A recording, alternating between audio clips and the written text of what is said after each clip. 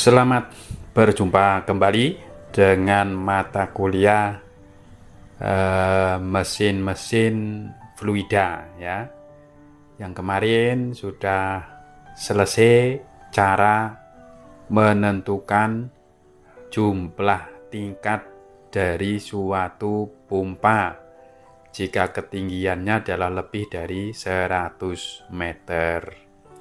Ataupun 100 meter itu kalau Anda pengen dibuat tingkat juga bisa, misalkan menjadi 2 tingkat atau 3 tingkat, ya boleh saja, ya kan.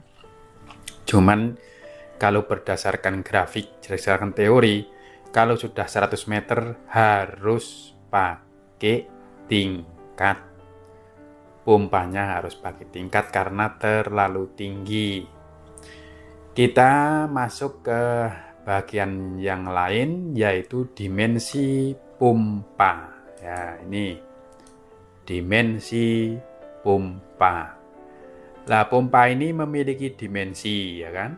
Memiliki ukurannya, yaitu ada diameter 1. Ini diameter 1. Diameter 1 ini adalah sisi masuk. Ya, diameter pada sisi masuk B1. Ya, ini pada posisi di sini, di tengah-tengah sini. Ini aliran fluidanya, ini kalau dialiri ke sana fluidanya ya. Jadi sisi masuk ya, diameter sisi masuk. Lalu D2 adalah diameter sisi keluar, yaitu di sini sampai sini ya.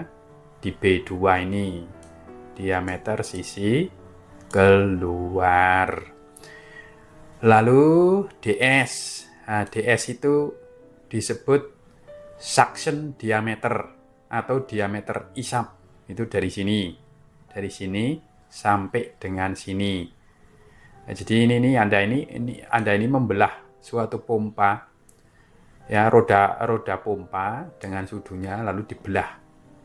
Maka menghasilkan seperti ini. Jadi kalau DS adalah diameter sisi isap. Lalu DN itu diameter hub. Diameter hub itu ini dari yang bagian ini ke sini. Jadi yang melekat di dalam, yang melekat pada poros, ya kan? Dia yang menyengkeram porosnya itu. Di situ adalah diameter hub namanya ya. Kemudian DS kecil itu yang ini. DS kecil ini adalah diameter porosnya yang ini, yang biru ini poros. Kalau B1 adalah lebar sisi masuk. Kalau B2 lebar sisi keluar. Jadi kira-kira dimensi pompa itu ya hanya seperti itu. D1, D2, DS kecil, DS besar, DN, B1, B2. Nah, caranya menentukan diameter atau dimensi itu bagaimana caranya? Dia menentukan dimensi diameter, dimensi hub, dimensi sisi isap, dimensi diameter 1, dimensi diameter 2, bagaimana caranya? Mari kita lihat di slide berikutnya. Slide berikutnya ini. Nah, cara menentukan diameter 1. Diameter di titik masuk ya. Yaitu merupakan rata-rata dari diameter suction atau diameter isap dengan diameter hub. Jadi merupakan rata-ratanya. Kalau diameter isapnya Anda tahu, diameter hubnya tahu, maka D1 tahu. Sedangkan kalau mencari DS, diameter poros, itu menggunakan persamaan ini. Ya. T ini adalah torsi, ya, ini torsi. Ya. Ini torsi. Sedangkan izin itu adalah tegangan yang diizinkan. Jadi tergantung bahan dari poros. Apakah tau izinnya tinggi, apa tau izinnya rendah. Jadi kalau tau izinnya rendah, diameter porosnya nanti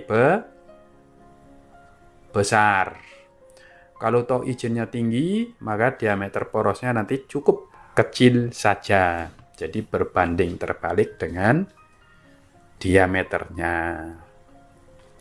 Tergantung dari materialnya, misalkan tembaga, kalau ada ya kan, kuningan atau besi atau aluminium, itu mesti besar-besar porosnya. Tapi kalau dibuat dari stainless steel, ya porosnya tidak perlu besar karena toh izinnya stainless steel itu tinggi. Kita lihat dulu T-nya torsi, ya tadi sudah dicek torsi, yaitu merupakan sama dengan daya dibagi dengan kecepatan anguler atau momen puntir poros. Nah, jadi torsi sama dengan momen puntir poros, sehingga ini daya pompa dibagi dengan kecepatan sudut atau anguler. Itu adalah torsi, ya. Kita sampai di sini sudah tahu beberapa persamaan, ya, beberapa variabel yang perlu kita hitung atau perlu kita tentukan. Ya, kita lanjut ke slide berikutnya.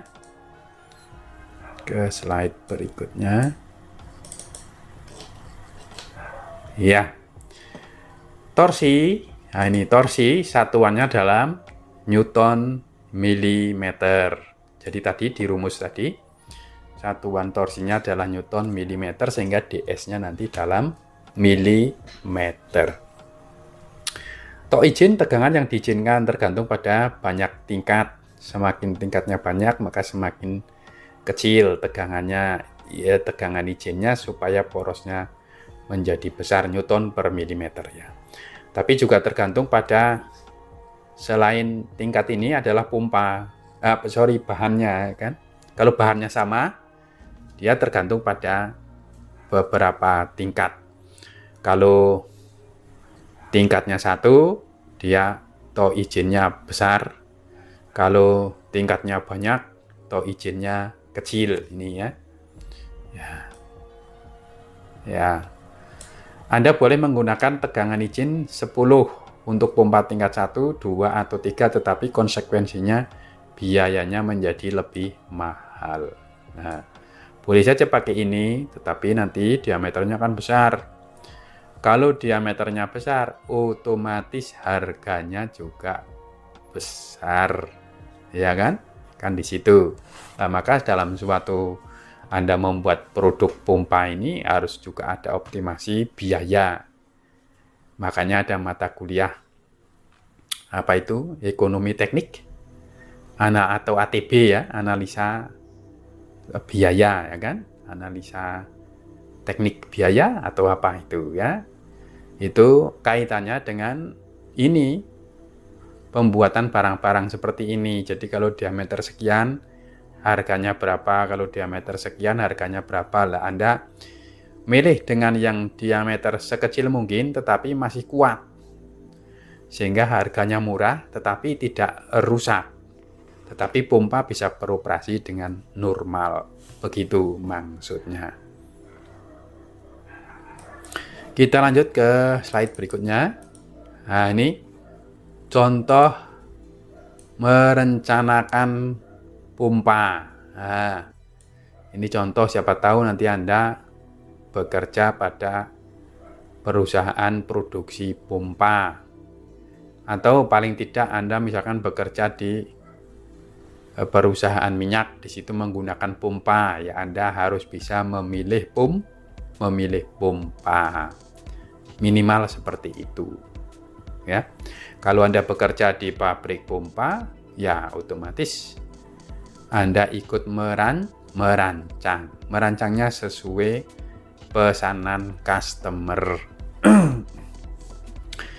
Sesuai kliennya butuh pompa seperti apa, debitnya berapa, ukurannya berapa, untuk tingginya berapa, isapnya berapa, lah itu materialnya apa, lah itu Anda bisa menghitung semua dari variabel-variabel yang dibutuhkan itu, dihitung, kemudian bahannya apa, kemudian tentukan harga. Ya, termasuk ongkos produksinya itu harus Anda hitung semua kalau pengen komplit. Tapi kalau di mata kuliah pompa ini hanya sekedar merancang saja, tentang analisis teknik biayanya tidak diikutkan. Yaitu Anda kembangkan sendiri, Anda mencari keahlian sendiri atau mencari ilmunya sendiri untuk memperoleh keterampilan menentukan biaya hasil rancangan. Sehingga nanti ilmunya Anda akan lengkap, bisa merancang pompa, bisa juga merencanakan harganya, ya, sehingga diperoleh suatu pompa yang optimal. Baik, sebagai contoh kita coba dulu. Misalkan ada klien Anda itu meminta pompa dengan 300 meter kubik per jam. Ini apanya? Ini debitnya, ya, misalkan debitnya 300 meter kubik per jam. Lalu putaran pompanya 1000 rpm saja. Lalu headnya 120 meter atau tinggi tekannya, ini tinggi kenaikannya 120 meter. Bahan sudah ditentukan, misalkan besi tuang kelabu. Kemudian misal dengan putaran spesifiknya 14 rpm. Lalu di sini tentukan ukuran utama pompa yang Anda rancang tersebut. Jadi dimensi-dimensi tadi, ya.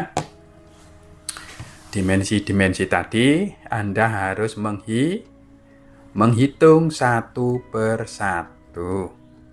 Oke. Ya, kita jawab. Ini jawabannya sudah ada. Kita pertama menentukan tingkat dulu, tingkat pompa menggunakan gambar hubungan NQ di halaman sebelumnya, yaitu yang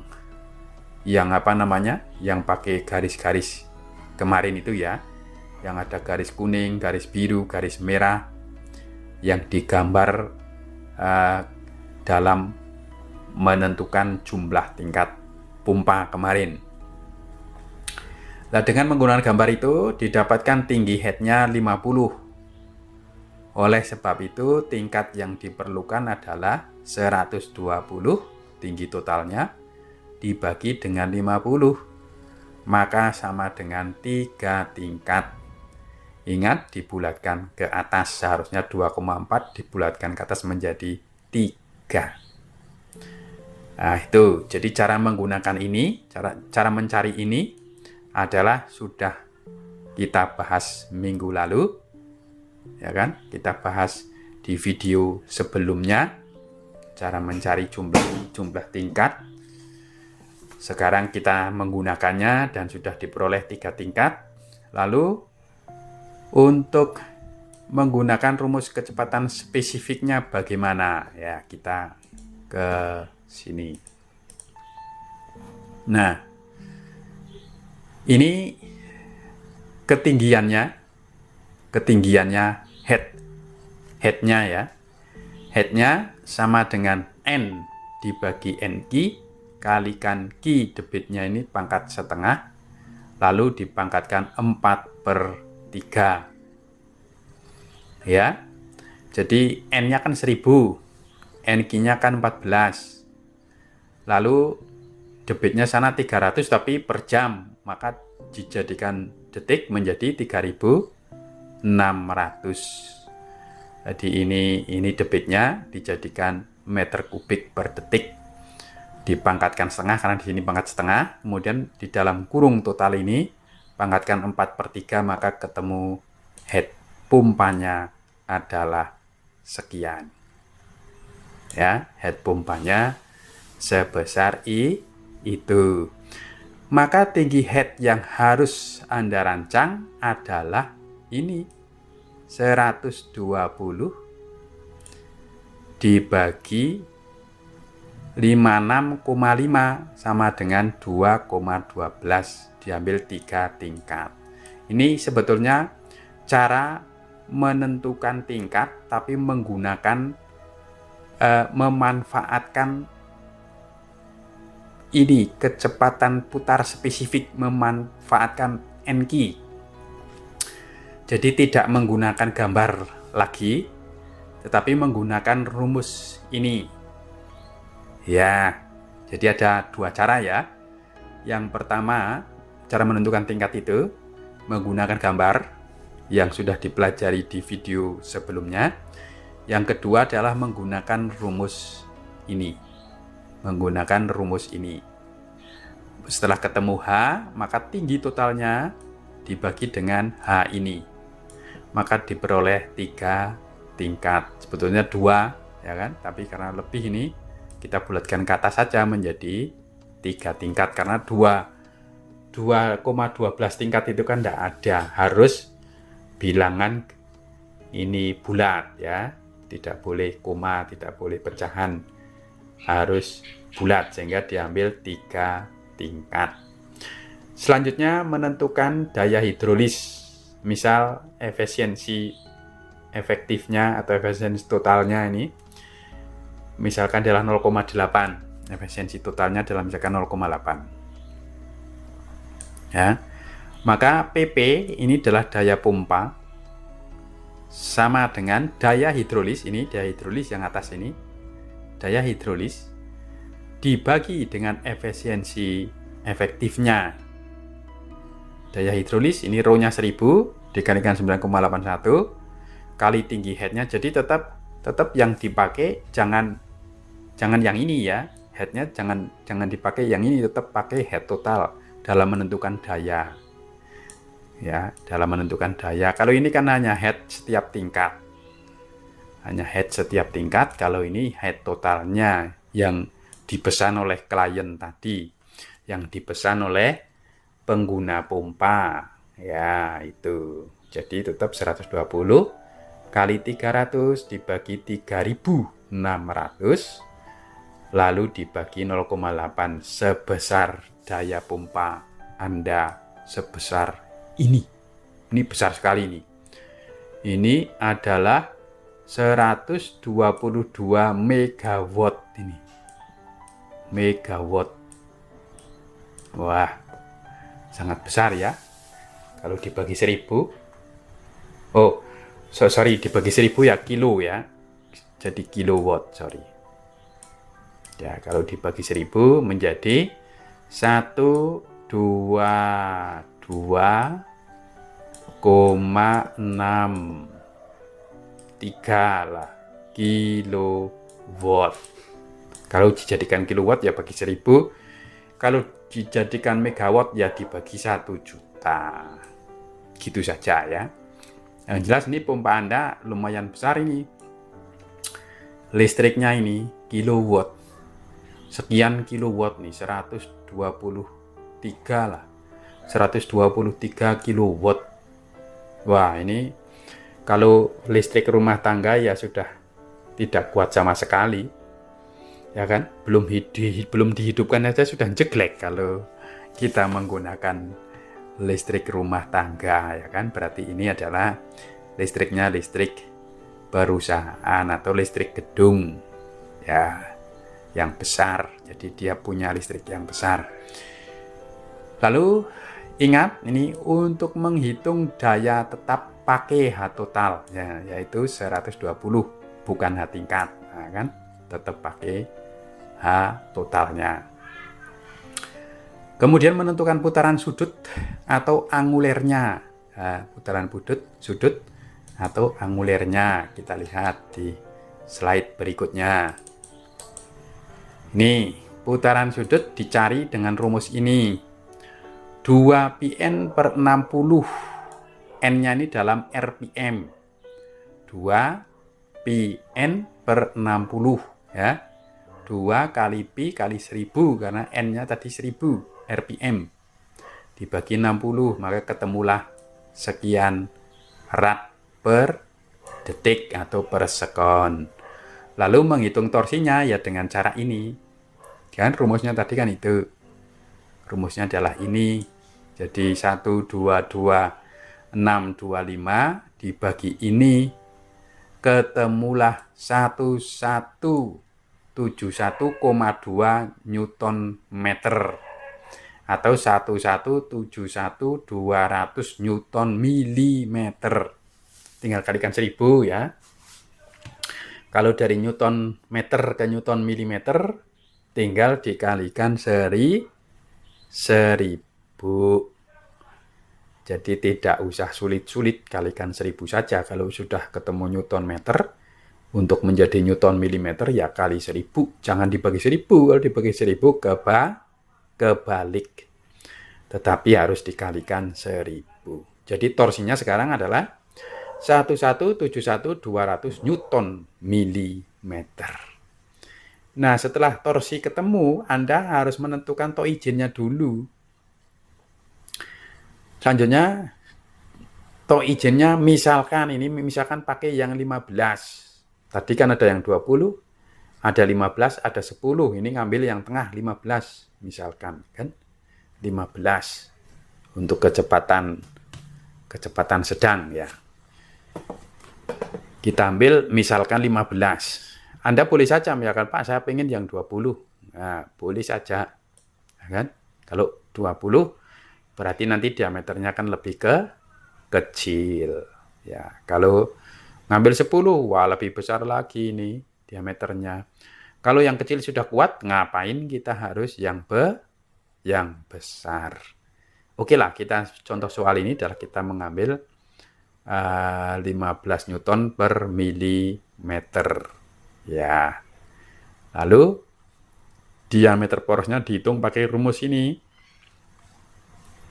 1171.200 dibagi 0,2 kali 15 menghasilkan seperti ini. 7,4 cm. Tuh, porosnya sudah termasuk besar itu.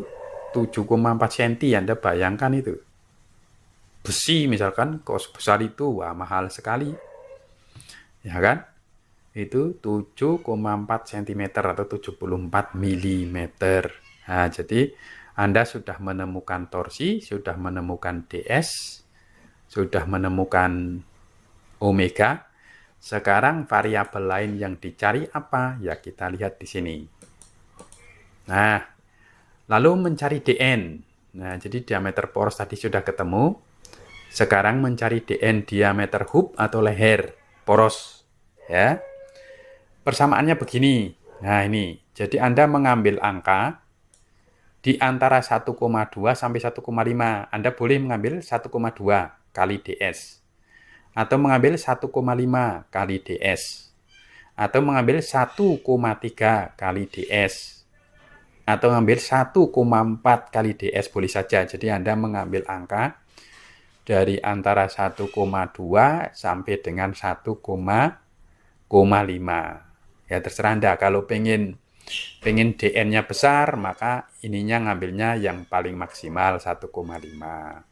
Kalau DN-nya cukup kecil-kecilan, ya Anda memilih yang minimal yang 1,2. Jadi ini boleh mengambil angka 1,2 sampai dengan 1,5.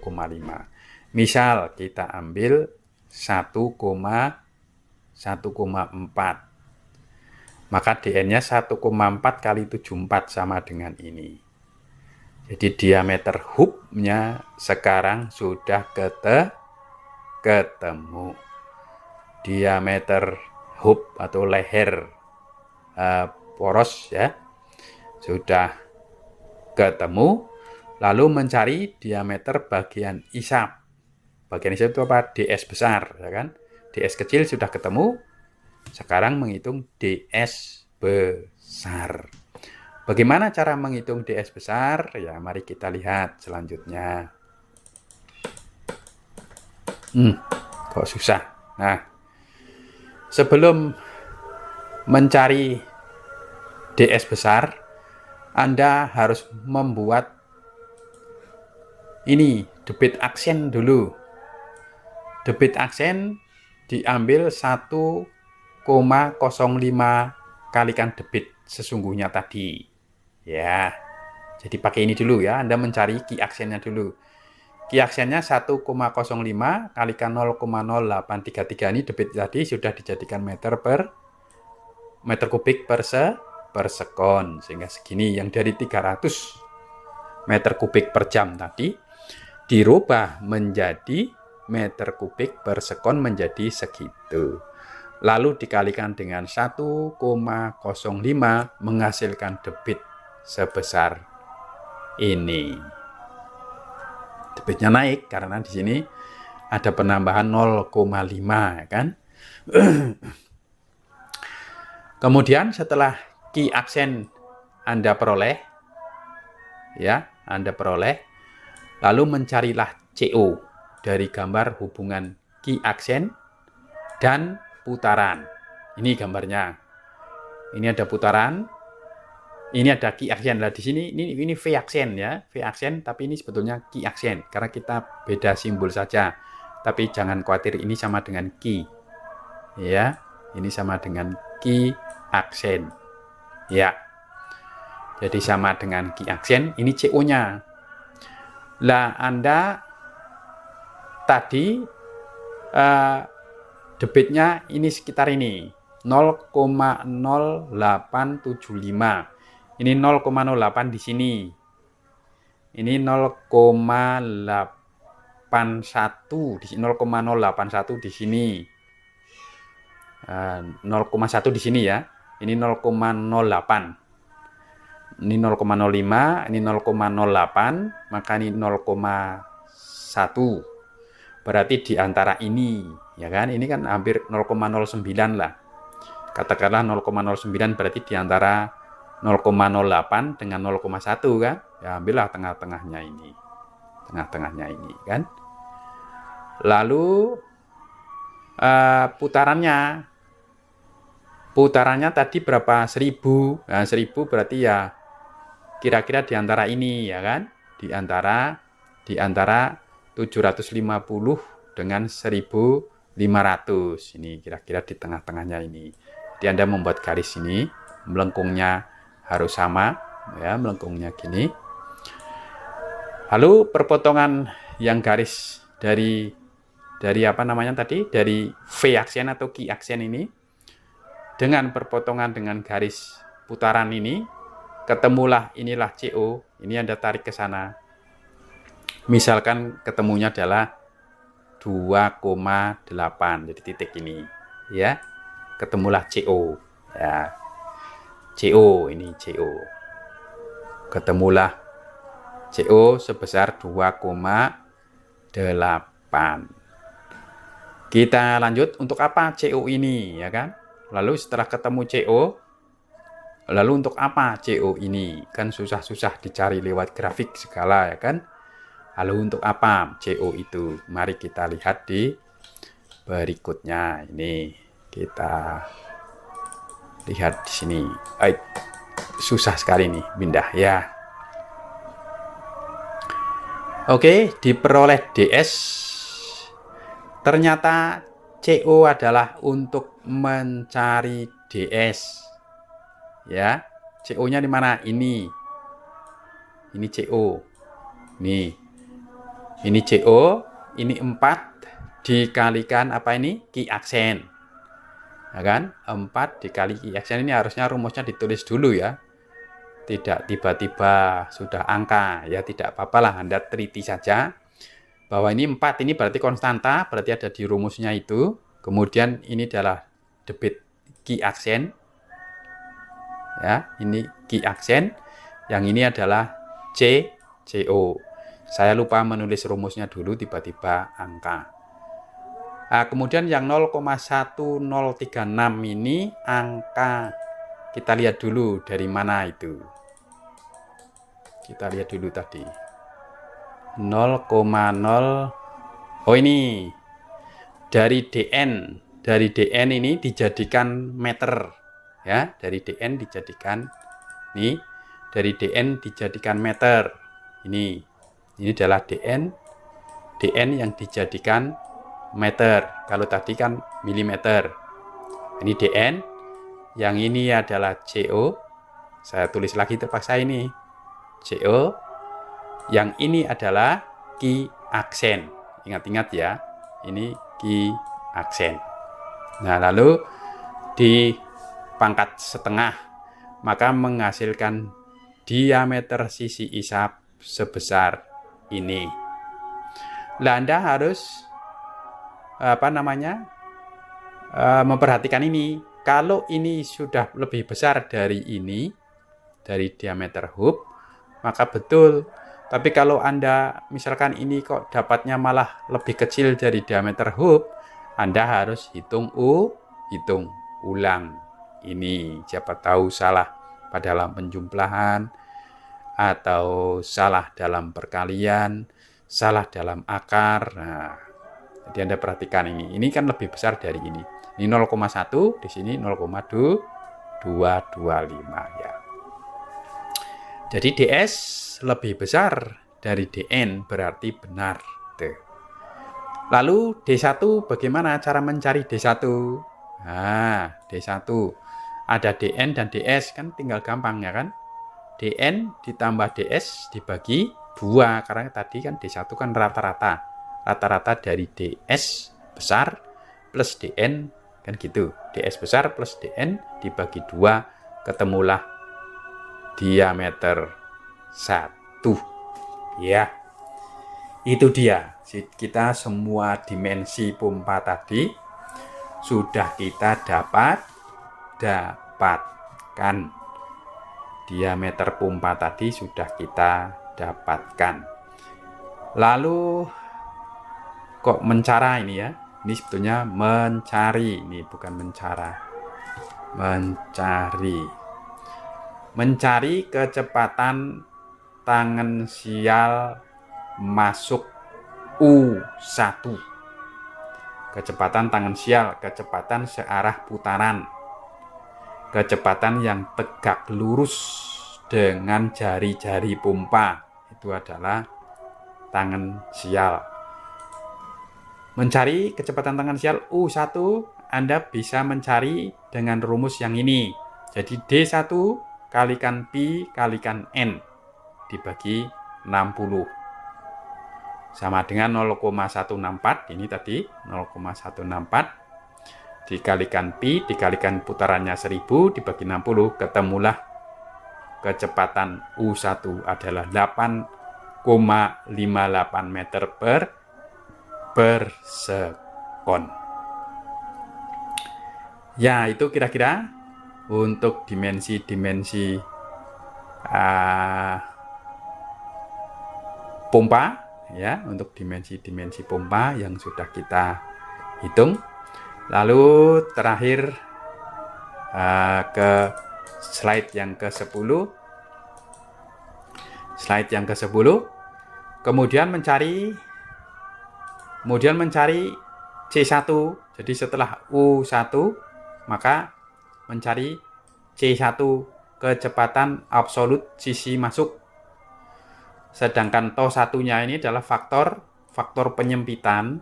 Faktor penyempitan Anda mengambilnya antara ini. Jadi boleh 1,1, boleh 1,15, boleh 1,2, dan tau 2-nya diambil sebesar ini. Jadi memilih angka boleh ini, atau diantaranya ini. Ya. Jadi tau 1 ini, tau 2 adalah ini. Nah, rumusnya C1 sama dengan tau 1 dikalikan CO. Nah, CO-nya tadi kan 2,8. Ya kan? 2,8. 1,15. Saya mengambil yang antara ini, yaitu 1,15 dikalikan 2,8, maka C1-nya sebesar ini, 3,22 meter per sekon. Lalu setelah ketemu C1, ketemu U1, maka Anda menggambar ini yang disebut dengan diagram segitiga kecepatan di sisi masuk, ya, di sisi masuk karena semua simbolnya masih pakai satu, itu di sisi masuk. Lah, Anda C1-nya dibuat tegak lurus dengan U1 karena pada saat masuk itu C1-nya adalah tegak lurus, U1 selalu tegak lurus. Dia masuk selalu tegak lurus dengan U1. Jadi Anda dibuat gambarnya adalah tegak lurus ke sana U1, ke sana C1, maka ada W1 yang ke sana. Maka alfa 1 adalah 90. Ya, alfa 1 90. Lalu untuk mencari beta 1 ini ya kita buat arkes tangan C1 dibagi U1. Ketemulah 21 derajat. Lalu W1-nya bagaimana? W1-nya ya gampang, tinggal akar C1 kuadrat plus U1 kuadrat sama dengan 3,22 kuadrat ditambah 8,58 kuadrat. Ketemulah W1 9,16 meter per detik atau per sekon. Ya, kita untuk di video ini sampai di sini saja. Kalau ada pertanyaan boleh lewat WA, boleh lewat email, lalu nanti kita akan menjawabnya. Ya, semoga Anda bisa mengikuti. Semoga bermanfaat. Terima kasih. Sampai jumpa di video selanjutnya. And the stars in the sky don't mean nothing to you. They are made up.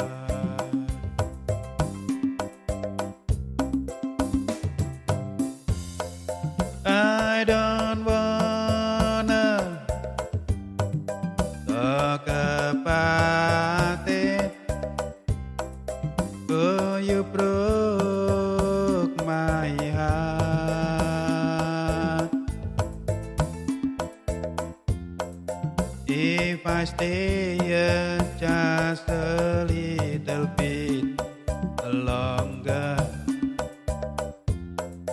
if I stay here, won't you listen to my heart?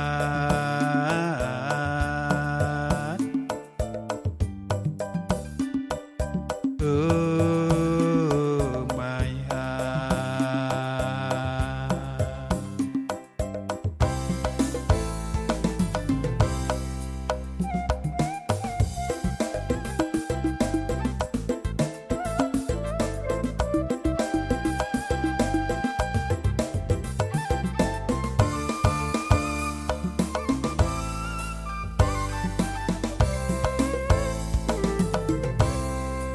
If I stand all alone, feel the shadows, hide the colors of my heart.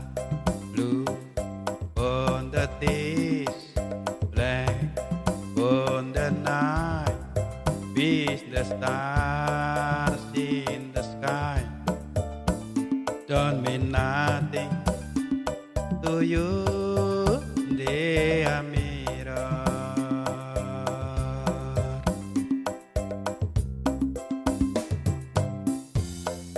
I don't wanna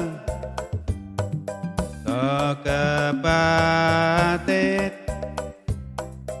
Oh, you broke my heart. If I stay here just a little bit longer, if I stay here, won't you listen to my heart?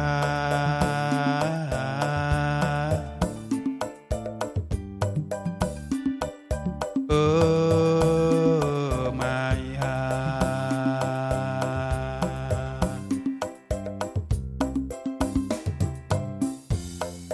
I don't wanna talk about it. Oh, you broke my heart. If I stay here just a little bit longer, if I stay here, won't you listen to my heart?